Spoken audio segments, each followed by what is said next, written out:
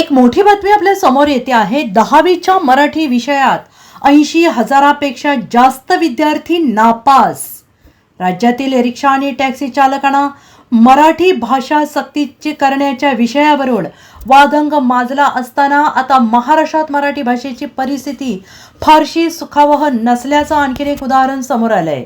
महाराष्ट्र राज्य माध्यमिक आणि उच्च माध्यमिक शिक्षण मंडळातर्फे 2026 मध्ये घेण्यात आलेल्या 10वीच्या परीक्षेचा ऑनलाईन निकाल शुक्रवारी जाहीर झाला. या परीक्षेत 92% विद्यार्थी उत्तीर्ण झाले. मात्र महाराष्ट्राच्या दृष्टीने चिंताजनक बाब म्हणजे प्रथम भाषा म्हणून मराठी विषय निवडणाऱ्यांपैकी तब्बल 80,000 विद्यार्थी नापास झाले आहेत.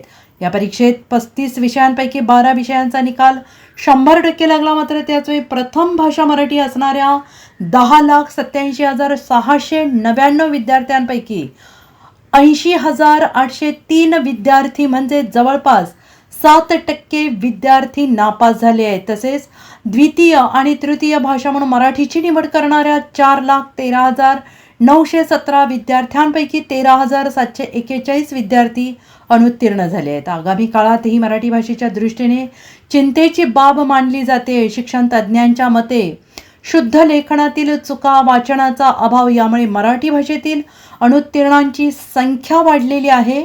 त्यामुळे विद्यार्थ्यांमध्ये मराठी भाषेची आवड आणि शिकवण्याच्या पद्धतीत बदल करावा.